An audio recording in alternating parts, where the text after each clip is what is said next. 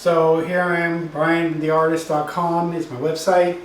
I'm making plaster, mixed media using patching compound that I got from one of those paint stores, and I'm just gonna pour this and add water to it for my new painting.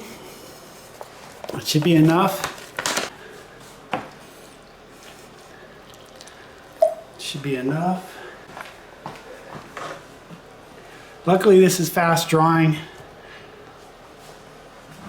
It's for actually using for patching walls that have holes in them, and I'm using it for one of my paintings.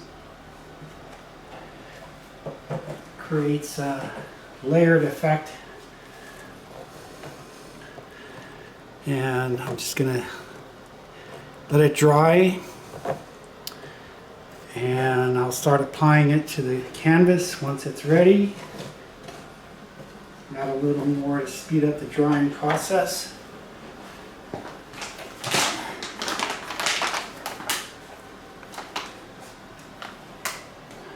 we go, should be enough. Alright. So this will be dry in a minute or two, and I'll throw it on canvas. I'm basically creating a triangle using some masking tape. I'll be pouring the mixed media, the paint mixture here. It's almost dry. I'll be adding this to a section here. Maybe a little more. Speed up the drying process. There we go. So basically I'm just gonna add it to the canvas and create a layered effect. So here goes.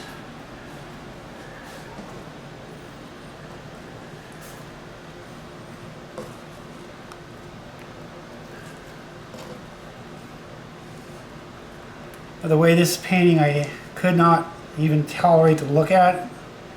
Forced painted, it came out terrible. So this plaster of Paris, I'm going to redo this whole entire canvas. It's going to be a mixture of drip painting, smear painting, and just texture brushes with this compound. So as it dries, you'll see what I do with it to create a texture.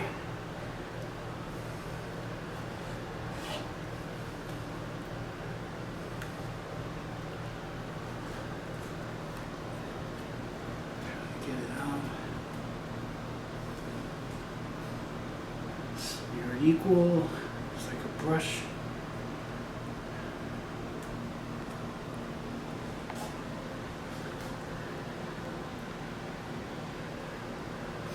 Okay, so that's the base coat. I'm gonna let it dry, and then I'm gonna shape it and create a motion effect as it dries, kind of like what I'm doing now. And I'll use spray paint on top of it to color it in the edges. But this is pretty much how I do it. And you'll see the final product in the next video. That's it for now. This is what I'm going to do to create the texture. Just keep moving this back and forth and let it dry naturally, and as it dries I'll shape it more. That's how I create the motion on each section. Alright, so I'm going to do the rest of it over here in this corner. Use the last bit of this plaster. I'll be texturing this corner with the remaining compound.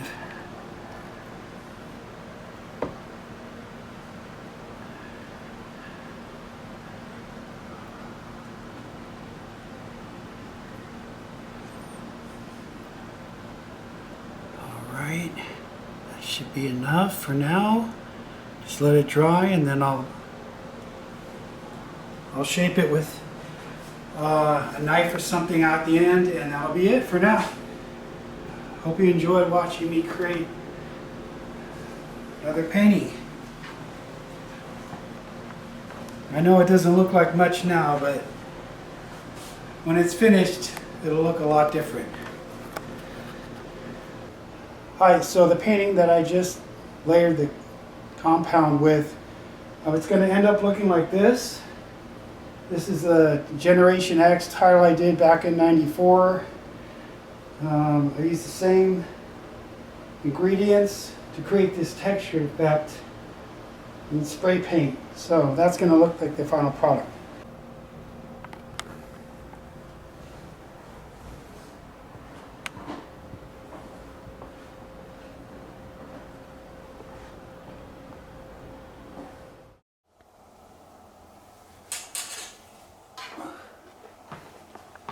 Alright, everyone, here are my tools, paintbrushes for creating the canvas smears. It's the basic ruler. I'll be applying pressure to the painting to create the smearing effect. We'll see what happens. I kind of want to use a different tool now. Let's see what color. It needs yellow. I have green already. Hang on, let me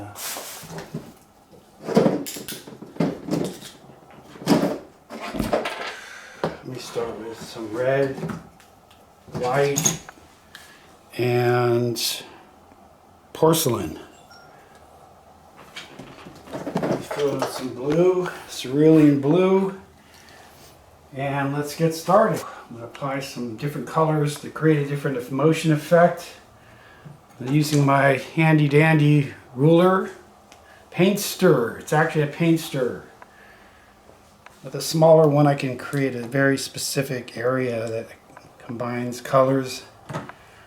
So this is how I do my smearing. This area needs color as well as motion. Apply different amounts of pressure to create different effects. Sometimes you need to redo it.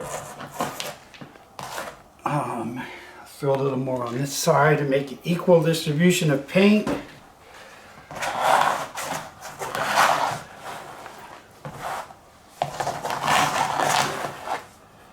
Sometimes you get lucky, you get the right kind of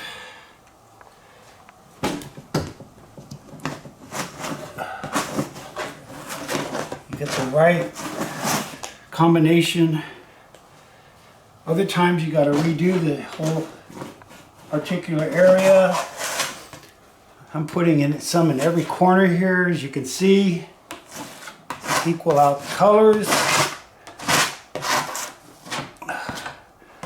So that's one smear, one color. I'll switch it up. So I'm going to use different color now, cerulean blue, which is the background color. I'm going to do it sparingly. This is how I create the motion effect. I'm going to just do it over, let's start with a cross layer on this section here. There we go. That's the kind of effect I'm looking for. Some more on this side. Alright. By creating the different colors, using different colors, and I'm using different smearing pressure, you can create all kinds of movement within the painting. As you can see here.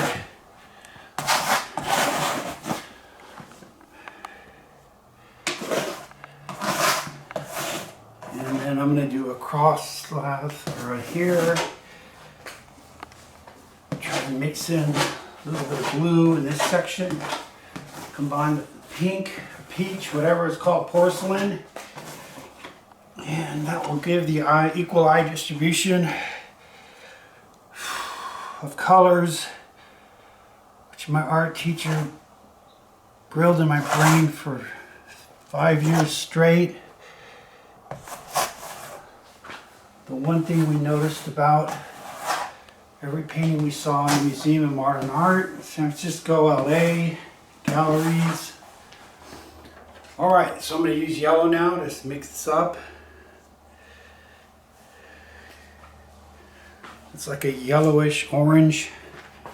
And I'm going to throw that on in this section here.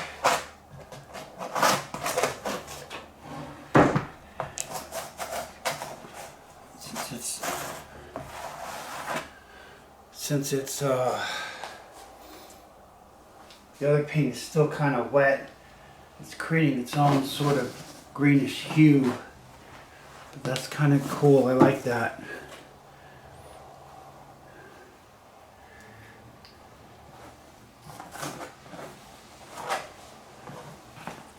There we go.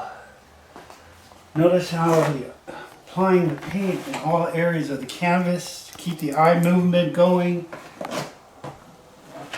Oh, there we go. Let's see where else over here.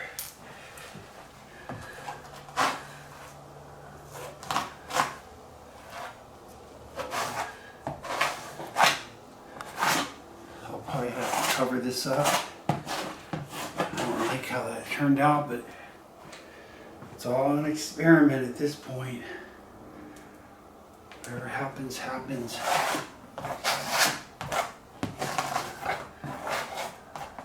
Alright. So I'm going to use a different tool this time. This painting needs some serious black on it, so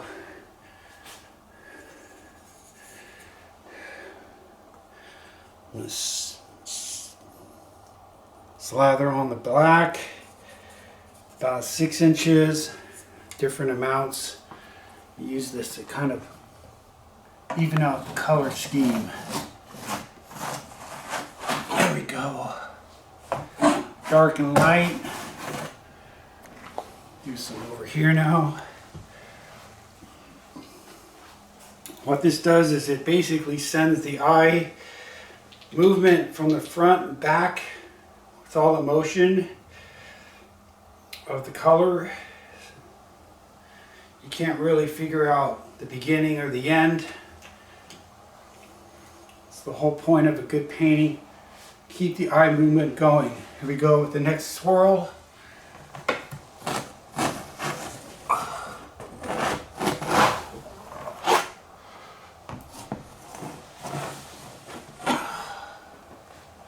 Need one more over here.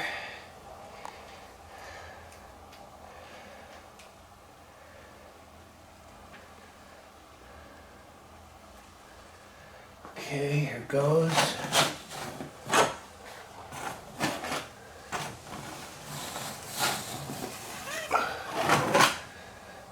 All right. We get a little more over here. Kind of over here.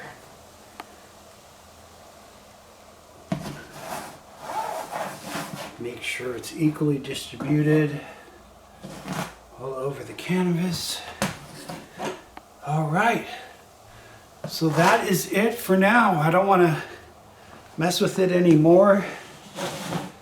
I don't want to ruin it. These paintings all are in stages, and that's enough paint to apply for this stage. I think I'm at layer number 4 now. Base color, 3 coats on top, 1 more coat on the top of that, and now this final coat. So that's it for this.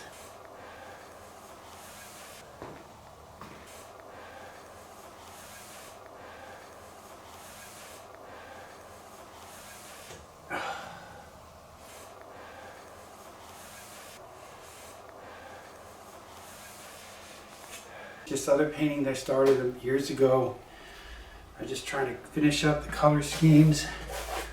I'm using like a pinkish oil.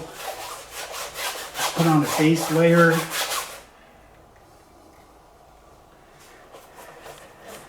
And I'll put white on top. This will be one of the sections. Trying to make different colors.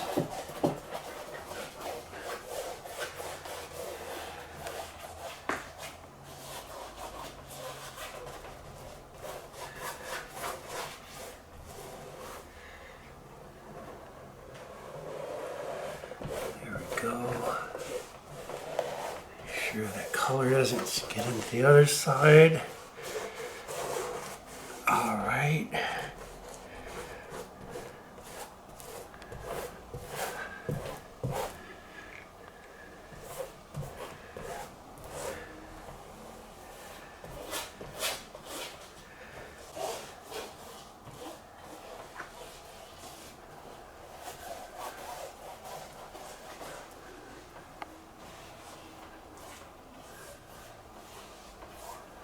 Alright, so that color is done.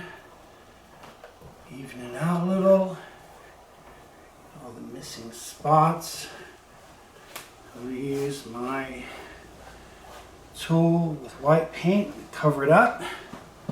Again, I'm going to use the smearing technique like I did the other painting, and it's going to create a motion effect. And then I'll finish up the other layers, sections at a different date. I'm just putting some white paint on here.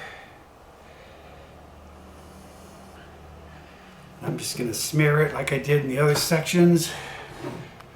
Let's see how it comes out.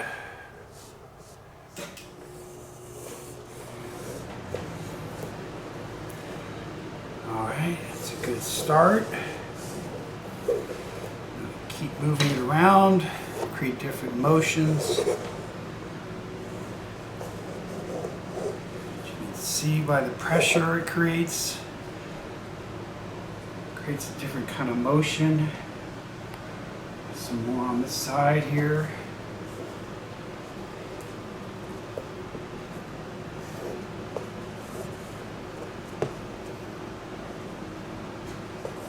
The only issue using oil is it takes so long to dry. Put some more up on top here.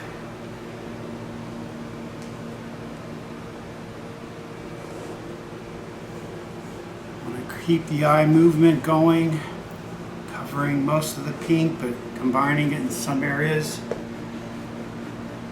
There's one more area that needs a little more white.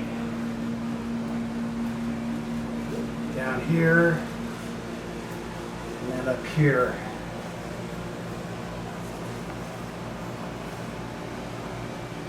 All right. You know what? I'm going to add a little more pink on top of that because it's too much white. So hold on.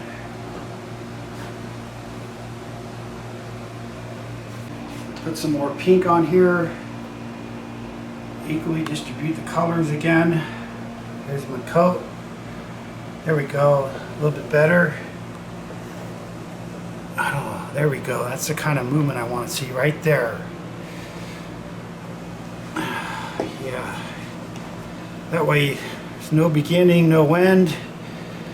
Your eye can't see the front or the back. I think that might be enough. Let me just touch up this one spot here. All right. I think we're good to go. A little more right here. There we go. All right, so that section's done. One more color.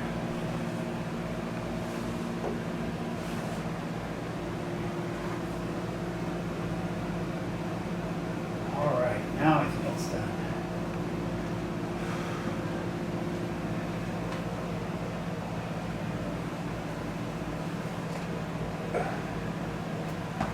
All right, there we go.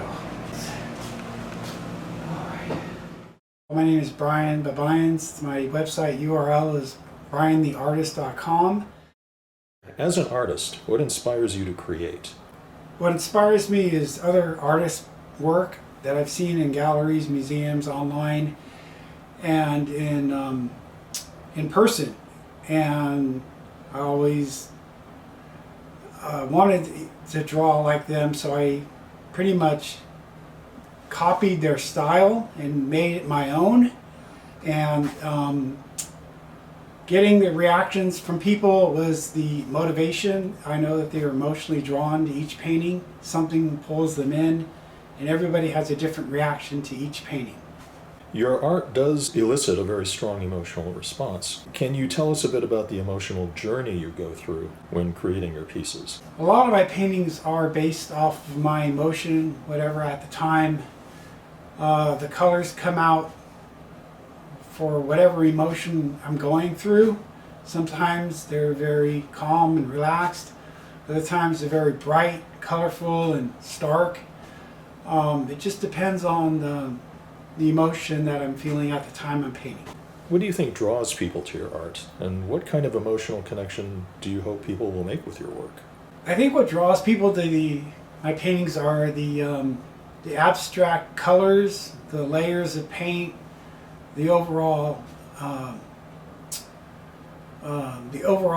image that they see. I think everyone's drawn to art in some way, shape, and form, myself included.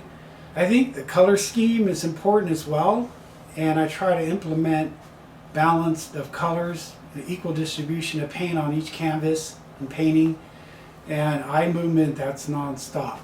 In your opinion, how does the emotional connection between a collector and a piece of art enhance the overall experience for both the collector and the artist? As people go through my art, they always seem to be drawn to one or two pieces, and they feel some kind of connection with it, whether it be emotional or just the way it looks. I think the abstract expressionism style comes through, and it intrigues the viewer, and everybody has a different response to each painting. Have you ever had an emotional connection with a piece of art that you created? Yes. Several paintings were done during an emotional phase. It could have been after a breakup, could have been after a very peaceful vacation, tranquil, peace of mind. It could be spiritual, and it could be just whatever comes out of me at that moment. I don't really plan my paintings; they just kind of evolve.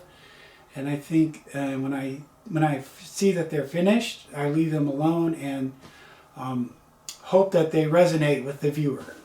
How do you feel about the idea that your artwork may outlive you and continue to evoke strong emotions in people for maybe generations to come? That's something I've been thinking about a lot lately, leaving a legacy with my art will last forever. I believe people can enjoy paintings throughout the history of time. People can enjoy them forever. Once I'm gone, and those paintings will live on, and people can enjoy them long after I leave this wonderful world. Are there any personal experiences or emotions that you draw from when creating your work? How do these experiences or emotions shape your artistic vision and style? Well, as I said before, a lot of the paintings I've done have been through the emotions that I had at that time. And I use colors and brush strokes or swiping of the paint with sticks or rulers. And the colors, I think, and the movement of the paint express that emotion. That's what I try to do. Sometimes it works, sometimes it doesn't. Can you talk a bit about any challenges or obstacles you faced in your artistic journey and how you've overcome them? And what keeps you going when things get tough? Well, it's always the beginning. When you're starting out, nobody knows your name, nobody knows your art, nobody knows who you are. You could have the greatest masterpiece painting in the world, but if nobody knows your other work, you're pretty much non-existent in the art world, I believe. So in the beginning, I struggled. I submitted all my work to galleries, and realized that since the world was changing to the internet and online, I now have a site, and that is a way people can find me, and I think that has eased my struggle. What do you hope to achieve with your art? I hope that they enjoy looking at the paintings for years. If they purchase one and keep it in their homes and they like looking at them. That's why I paint the paintings that I do, because I actually enjoy looking at them. And I strive for high quality paintings that I personally would like to look at. a lot of them I haven't sold because I want to keep them forever. Is there a message or a particular feeling that you hope to convey to your audience? I have a upcoming series that I've been planning for about a year now. It's the concept of time, and I hope that people will get the message how important and precious time is. As I go through the series, each one is going to have a different meaning, and to make the most out of the time you were given and what you're doing with the time you have now and what you've done in the past. Don't squander time. So that's an important message I have coming up. Can you talk about a time when you experienced a creative block and how did you overcome it? Of course, I've had creative blocks like any person who's creative. I could not, sometimes I would just stall and stop and lose the drive to paint. Sometimes I burned out. I'd crank out like 20 paintings and then I'd just paint because I felt like I had to. It became a job. And that's when I realized I better take a break, and I did. And when the desire came back, I'd start again and knock out another 20 paintings. So it was stop and go. It's not, you can't do it full time. And if you could do it full time, you'll just burn out and your paintings will suck. How do you maintain your artistic authenticity and creative vision in a world that can be influenced by external pressures and trends? I began studying art when I took an art class back in 1994.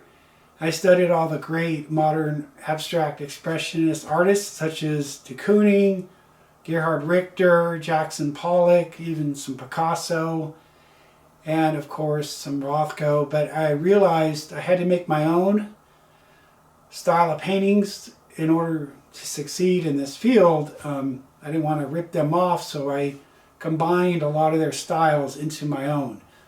A little smearing here, a little drip paintings like Pollock did. Sometimes I use mixed media, and I think that combination of styles integrated with my own unique style is unique, and that's what makes my artwork stand out. What role does vulnerability play in your artistic process? Are there certain emotions or experiences that you find particularly difficult to express through your art? That's an interesting question because sometimes when the paintings I start painting, I get memories, flashbacks, and they could be negative ones.